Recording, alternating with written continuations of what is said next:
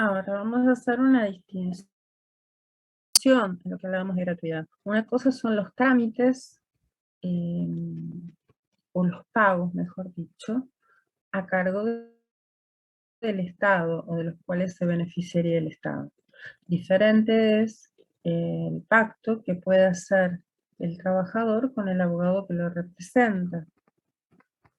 Normalmente en los procesos laborales, el abogado asume los gastos hasta la sentencia. Cuando el trabajador tiene un beneficio económico de la labor llevada a cabo por el abogado, normalmente cumple con el pacto. Se conviene un porcentaje de lo que perciba el trabajador. El convenio de honorarios es válido. ¿Por qué? Porque se hace efectivo si el trabajador tiene un beneficio económico. Si el trabajador pierde, no le debe honorarios a su abogado. Pero si gana, sí.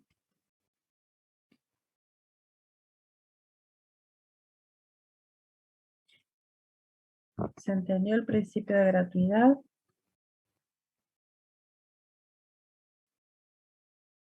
Sí, profe.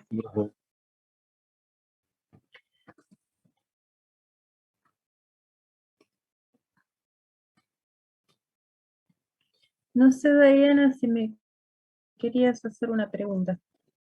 ¿Quedó algo que No, estabas diciendo? Betty, sí, que se entendió. Sí. Bueno, cuando se cortó el otro Zoom, me pareció que estabas hablando vos. Bien, nos quedan dos principios. Uno es el de razonabilidad, y también está dirigido a los jueces y complementa de alguna manera el principio de equidad, ¿sí? Apunta a que haya, mejor dicho, a que no haya arbitrariedad al aplicar las leyes. Y el último es el de progresividad.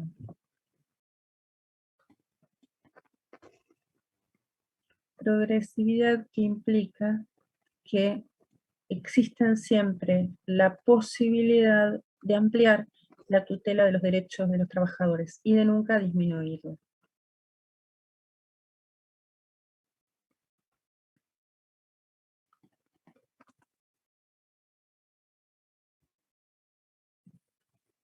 Que un derecho sea progresivo implica que una vez reconocida un derecho, queda definitivamente incorporado, pero que además se intente o se apueste a que se sigan reconociendo otros derechos que lo completan.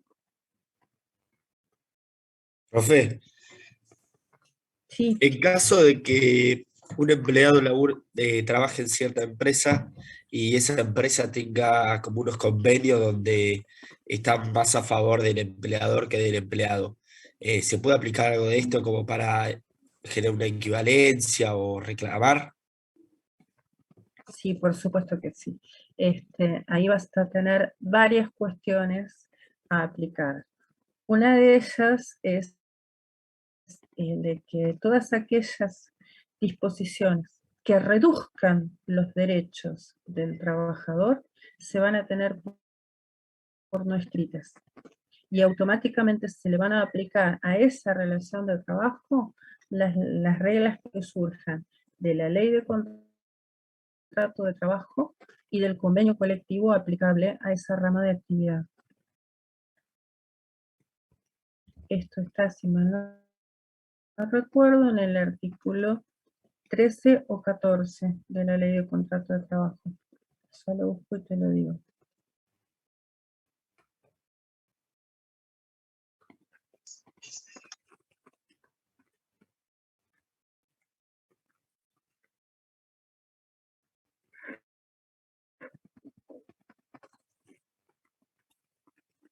El artículo 13, que es la sustitución de las cláusulas nulas. es parte del principio de irrenunciabilidad del que hablamos la clase pasada. Cualquier pacto que se realice en detrimento de los derechos que le otorgan al trabajador la legislación vigente y las reglas del contrato de trabajo es nula y se tiene por no escrita. Y automáticamente se va a aplicar las reglas de la ley de contrato de trabajo y del convenio de la actividad en la cual se desempeña ese trabajador. Perfecto, gracias, profe. Por nada. El convenio de empresa normalmente lo que debe hacer es mejorar la condición del trabajador. Por ejemplo, empresas grandes aplican para todos sus trabajadores la participación en las ganancias. No está reglamentado, no es obligatorio, pero mejora la situación del trabajador de esa empresa y es plenamente válido, por supuesto, y es exigible. Una vez incorporado al convenio de empresa, queda incorporado los derechos de los trabajadores de esa empresa.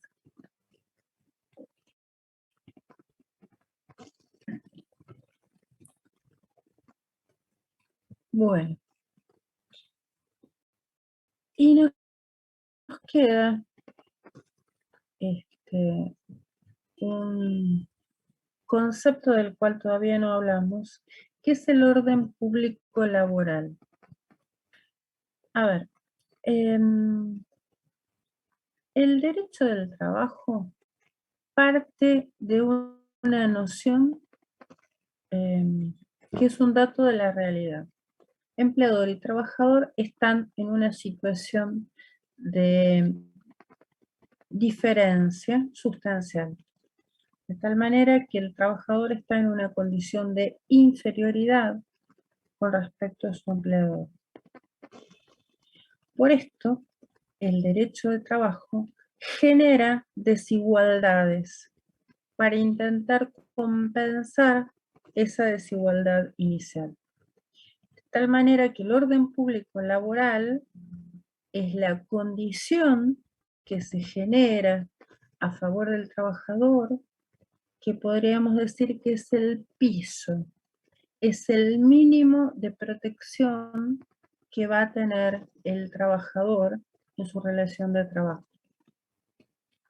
Por debajo del orden público laboral no se puede regular ninguna relación de trabajo.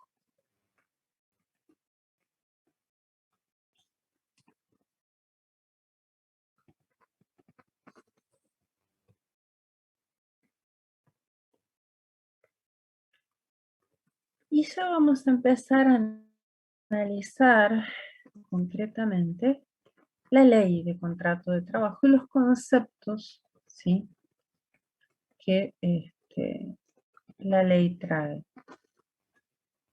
Básicamente define trabajo como toda actividad lícita que se preste en favor de quien tiene la facultad de dirigirla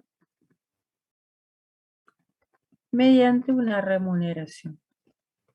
Esto lo encontramos en el artículo 4.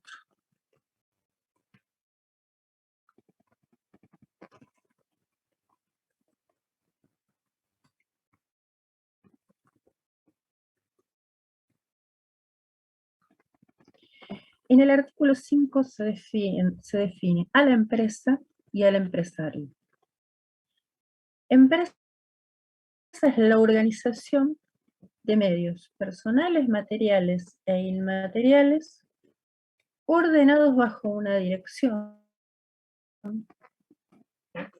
para el logro de fines económicos o benéficos. Y empresario se entrecortó, Ivana, no te llegué a escuchar. Disculpe, profe, ¿podría repetir el artículo 5, lo de empresa? Sí.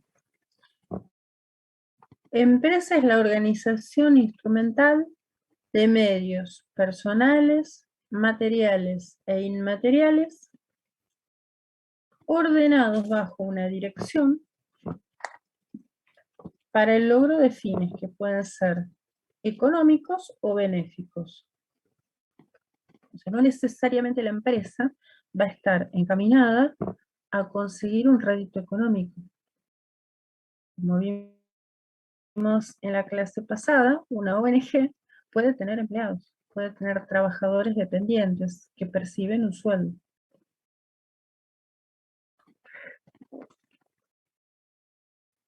Y empresario es quien dirige la empresa por sí o por medio de otras personas con las que se relaciona jerárquicamente.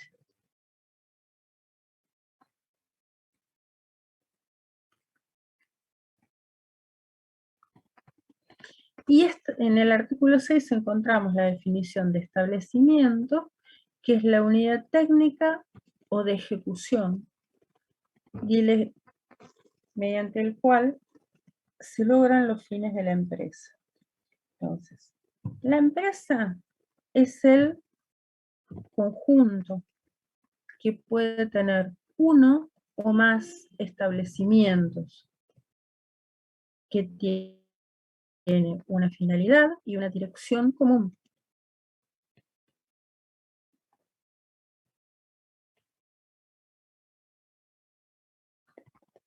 Profe, una pregunta. ¿El establecimiento sería el lugar donde se hace el producto, puede ser?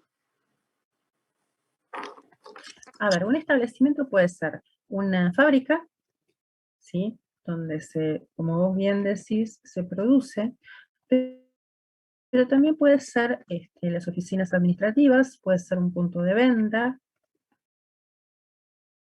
Lo que va a definir es su unidad independiente en un lugar físico.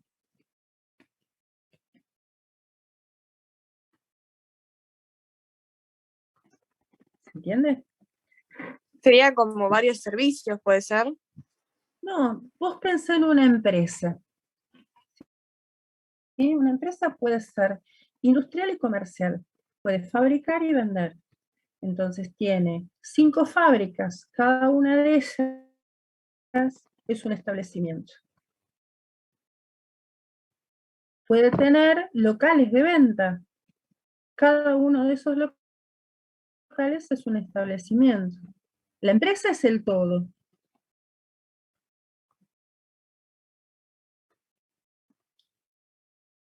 ¿Se entiende, Milagros? Sí, ahí entendí mejor, gracias, profe. No, por nada.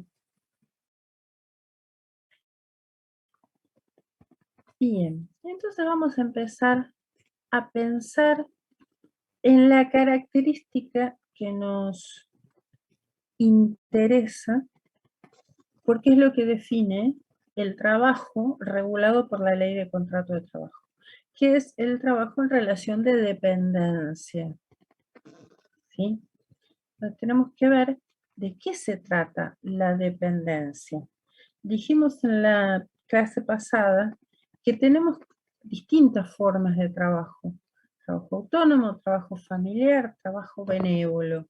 Ninguno de estos le interesa a la Ley de Contrato de Trabajo. El único que le interesa es el trabajo bajo relación de dependencia. Entonces, el trabajador dependiente siempre va a ser una persona humana que va a trabajar en una organización ajena, sujeta a las órdenes y a las instrucciones que le imparta el empleador. Trabaja bajo el riesgo de otro que recibe la tarea y la dirige.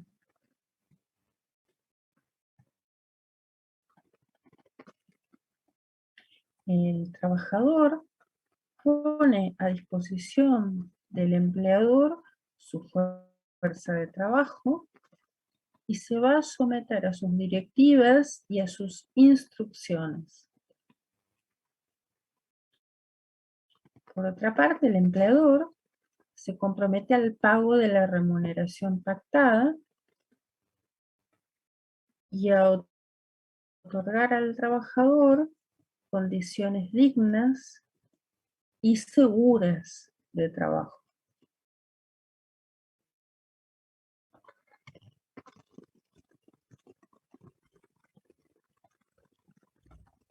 Entonces, ¿cómo sabemos si existe relación de dependencia o no? Para esto no tiene importancia qué tarea se realiza, sino cómo y en qué condiciones. Y en este caso, la nota determinante, la nota decisiva, es que exista subordinación efectiva de una parte con respecto a la otra.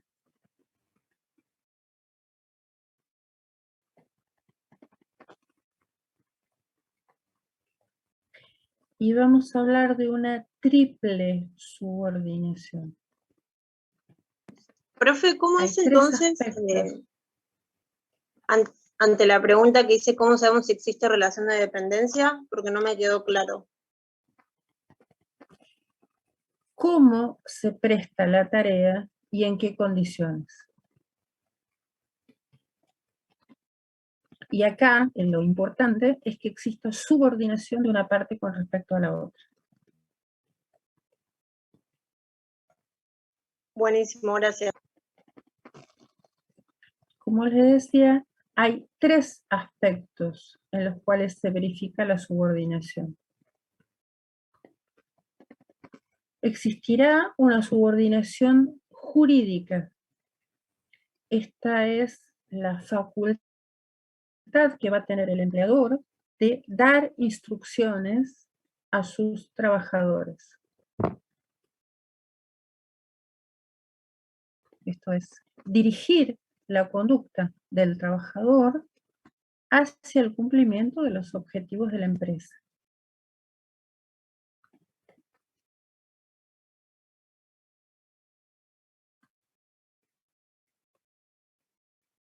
Ese es el primer aspecto de subordinación. Si hay una persona que tiene la posibilidad de dirigir la conducta de los trabajadores, hay subordinación jurídica.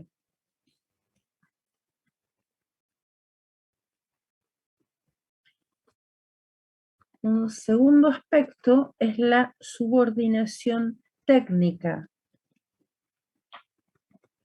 En este caso, el trabajador somete la tarea que va a cumplir a la forma, a los objetivos y a las indicaciones señaladas por el empleador.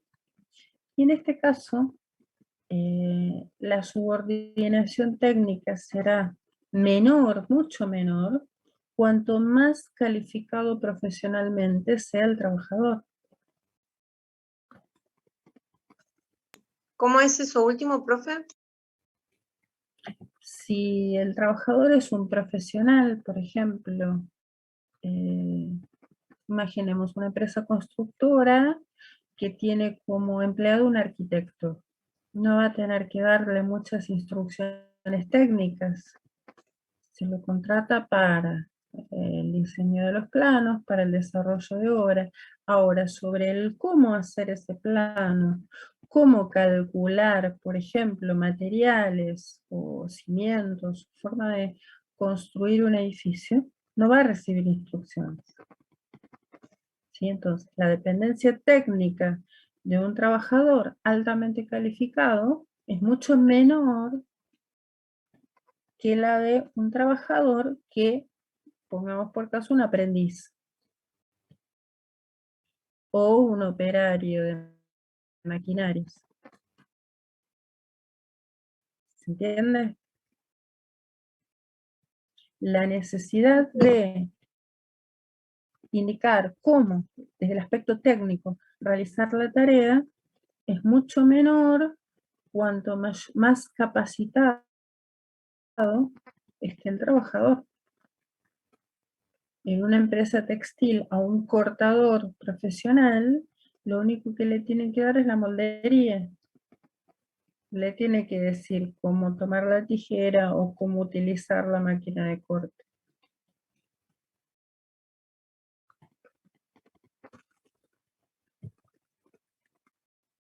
Y la última subordinación es la económica.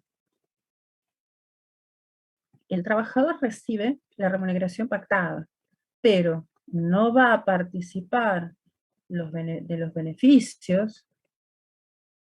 La remuneración que recibe no es el producto de su trabajo. ¿Sí?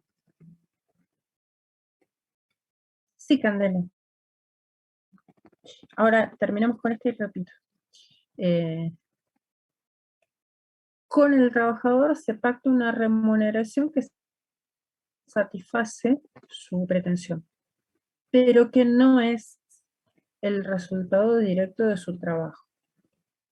Entonces, el trabajador no comparte los beneficios, pero tampoco el riesgo del empresario.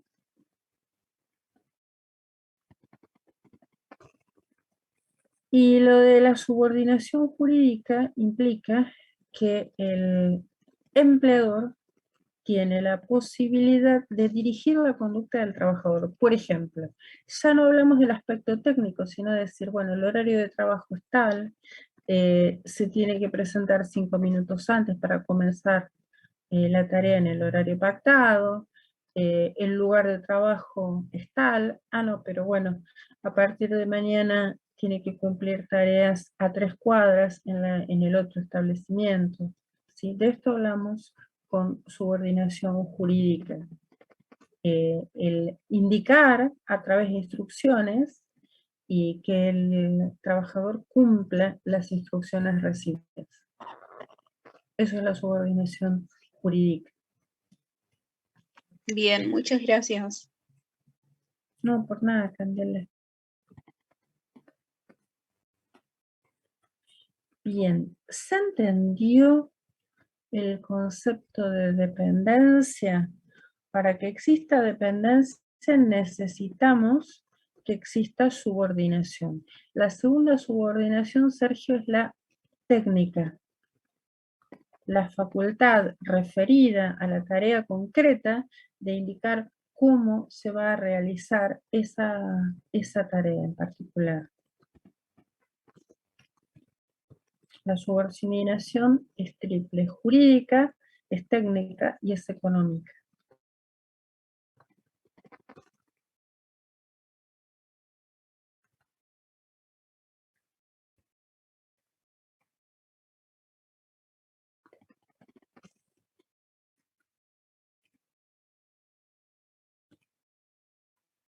Bien. Esto es el nudo, ¿sí? Para entender todo lo demás y por qué existe la protección otorgada desde la Constitución Nacional, desde los tratados internacionales, desde la Ley de Contrato de Trabajo, hacia el trabajador. Está en una situación de inferioridad que la ley intenta equiparar de alguna manera, ¿sí? Y vamos a empezar a hablar de lo que es el contrato de trabajo. El contrato de trabajo es el acuerdo de voluntades, ¿sí? En el caso en que una persona física se obligue a realizar actos, ejecutar obras o prestar servicios en favor de otra y bajo la dependencia de esta, durante un periodo determinado o indeterminado de tiempo, mediante el pago de una remuneración. La definición de contrato de trabajo la vamos a encontrar en el artículo 21 de la Ley de Contrato de Trabajo. es la obligación que asume el trabajador de prestar tareas en relación de dependencia a favor de otra mediante el pago de una remuneración.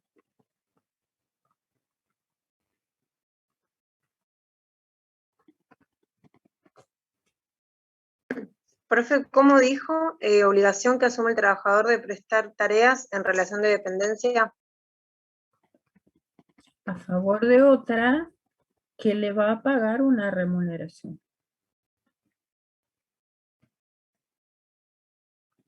Profe, una pregunta. Para que esto exista, el contrato de trabajo, ¿tiene que estar sí o sí escrito? No. No. El contrato de trabajo puede ser verbal también. Hay casos en que se exige que sea escrito, que lo vamos a ver cuando hablemos de modalidades, pero puede ser escrito o no. En general no es escrito. En general es un acuerdo verbal donde se pactan las condiciones, se pacta el horario de trabajo, el lugar, la remuneración, hay un ofrecimiento del empleador que el trabajador acepta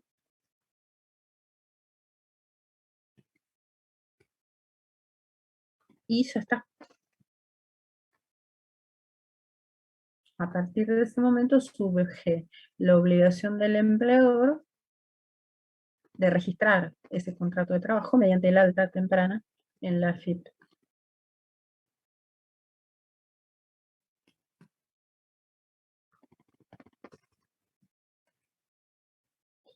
Bien, y el contrato de trabajo es distinto de la relación de trabajo. La relación de trabajo la vamos a encontrar en el artículo 22. Y la relación de trabajo implica la efectiva prestación de servicio.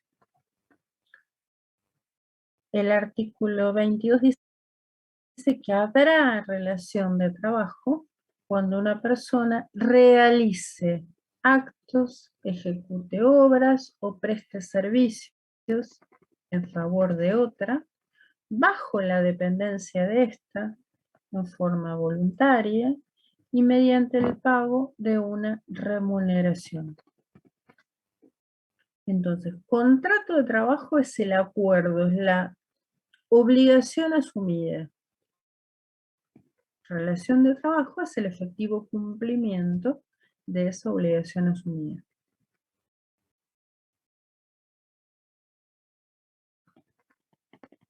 Si existe prestación de servicios, se presume que hay un contrato de trabajo anterior. Si alguien tiene una relación de trabajo, necesariamente hubo un contrato de trabajo previo. ¿Podría dar un ejemplo, profe? Cualquier caso en que una persona esté prestando un servicio a otra, esté realizando un trabajo en relación de dependencia y mediante el pago de una remuneración convenida. Cualquier caso de efectiva prestación de tareas en relación de dependencia supone un contrato previo. Por esto decimos que el contrato no necesariamente es escrito. Puede estar escrito, pero en general no. Entonces, si un trabajador se presenta en horario pactado a tomar servicio y cumple las directivas que le imparten, hay un contrato de trabajo.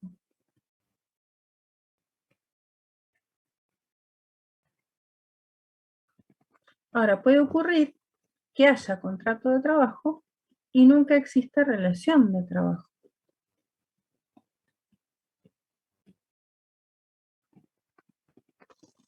Por ejemplo, si se acuerda un contrato de trabajo un día viernes, con inicio de prestación de servicios el día lunes. Y durante el fin de semana hay una inundación o un incendio y se destruye el establecimiento. Nunca va a dar inicio la relación de trabajo por una imposibilidad de hecho. Entonces existió un contrato de trabajo, pero nunca dio inicio la prestación de tareas.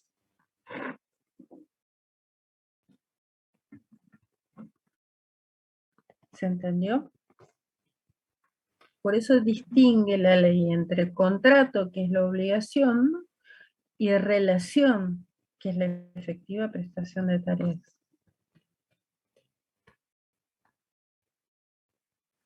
Profe, el ejemplo de que no haya relación de trabajo puede ser también porque se anule el contrato, o eso tiene que ser, eso es totalmente distinto.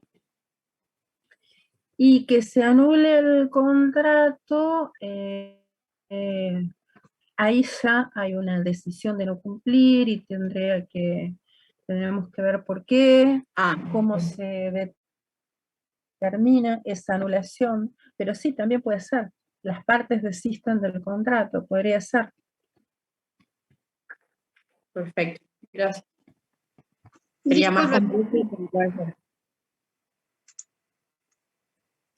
Sí, no sé quién me quiere hacer otra pregunta. yo quiero hacer una pregunta. En el tema de la prestación de tareas en relación de trabajo, puede ser también que sea, o sea, directamente firma el contrato un día viernes, le sucede algo al empleado y no se puede presentar el día lunes. ¿Eso también puede ser o no? Claro que sí.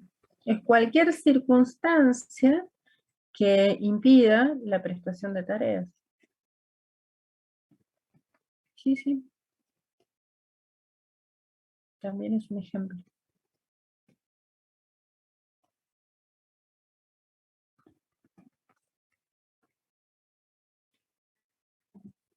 Bien. Vamos a hacer. Sí. Una pregunta más. En el caso por ejemplo, en el Sí, que se Claudia. incendió el fin de semana, ¿cómo se continúa el contrato? ¿Se anula? ¿Se espera? ¿Cómo se sigue en ese caso? En el caso de que En el caso de que no haya relación por algún incidente de parte del empleador o del empleado. A ver, si es del empleado, que puede pasar, por ejemplo, que en el fin de semana tuvo una mejor oferta y manda un telegrama de renuncia, o que se enfermó y está imposibilitado de prestar tareas, habrá que ver, se puede postergar el inicio. ¿Sí? Y en caso del empleador, Si tuvo por un ejemplo, accidente y quedó totalmente... En caso del empleador, si se destruye el establecimiento, habrá que ver si lo puede volver a levantar o no. En ese caso se extinguiría antes de el inicio de la relación de trabajo. okay.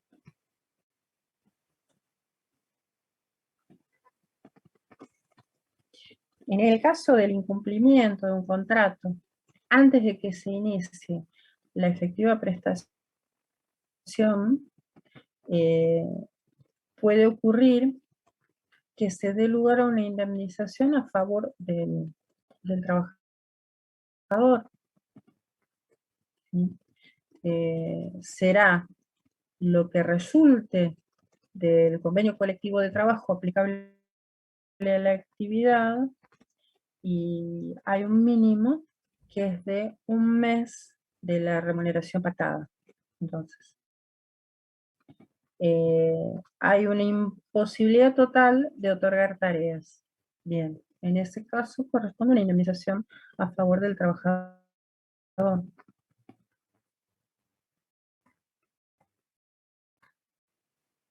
Perfecto. Para saber cómo se hacía con ese tipo de contrato. Más que nada. Gracias. Sí, no, si obedece a un incumplimiento del empleador, queda una indemnización a favor del trabajador. Ahora, si se trata de un caso fortuito, fuerza mayor, bueno, se analiza el caso. No hay una directiva general, porque no es que el empleador no cumple porque no quiere cumplir, sino porque no puede. Entonces se analiza caso por caso.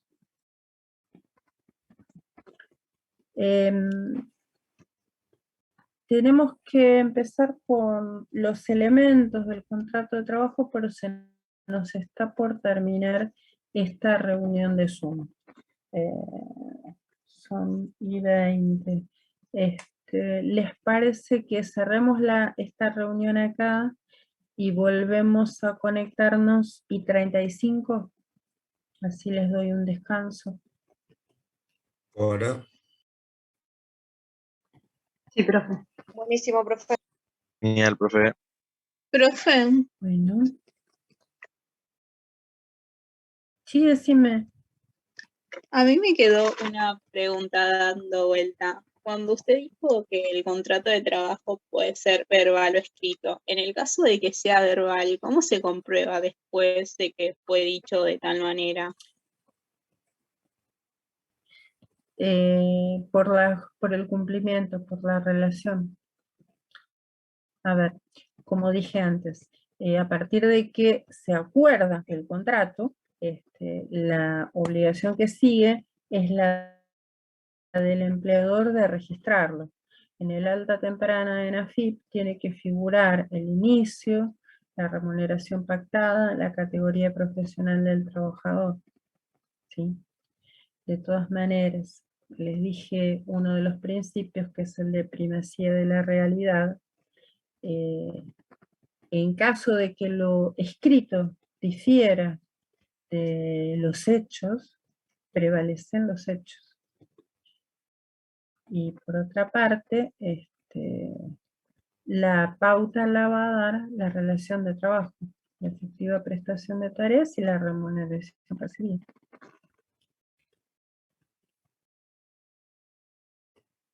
Y Maxi, Ok, bien. cuando volvemos tomo asistencia si ya queda registrado tu presente. ¿Se entendió, Candela? Sí, yo pensé que solamente quedaba así en el momento lo verbal y ya está. Es por eso. Después se tiene que cumplir lo pactado a través de la relación de trabajo. Ok, sí, está bien. Bien. Gracias. No, por favor, gracias a vos